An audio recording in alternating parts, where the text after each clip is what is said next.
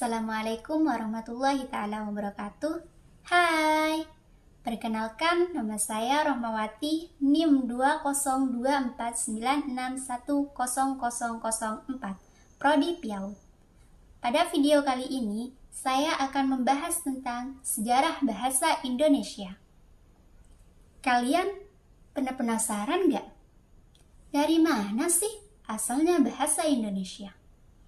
Dan sejarah apa saja yang ada di dalamnya? Yuk, kita simak videonya. Sejarah Bahasa Indonesia. Bahasa Indonesia berasal dari bahasa Melayu yang digunakan pada abad ke-7 di kawasan Asia Tenggara.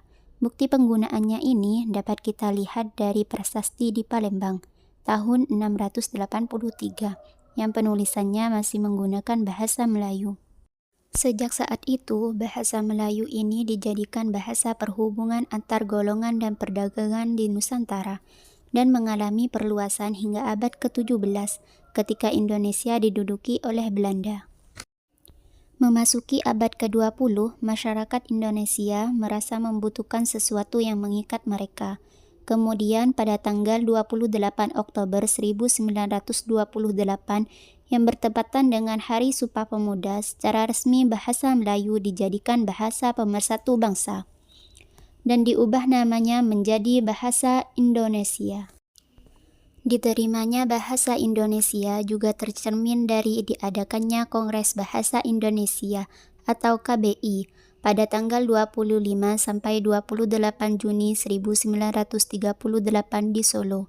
Bahasa Indonesia tidak hanya menjadi bahasa pemersatu, tetapi juga menjadi bahasa resmi negara. Hal ini ditandai dengan pembacaan teks proklamasi oleh Insinyur Soekarno dan Dr. Andes Muhammad Hatta yang membuat fase awal bahasa Indonesia menjadi bahasa resmi negara. Yang kemudian ejaan Van Ophusen atau dari masa penjajahan Belanda menjadi ejaan Suwandi karena dianggap lebih menunjukkan rasa nasionalisme yang tinggi. Tidak hanya menjadi bahasa pemersatu dan bahasa resmi negara, bahasa Indonesia ini juga menjadi bahasa internasional. Salah satu bukti bahwa bahasa Indonesia ini menjadi bahasa internasional adalah adanya tenaga dan buku-buku bahasa Indonesia bagi penutur asing atau BIPA.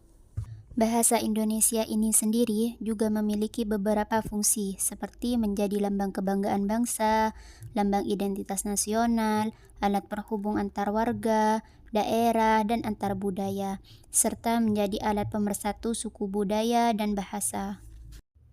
Terima kasih telah menonton.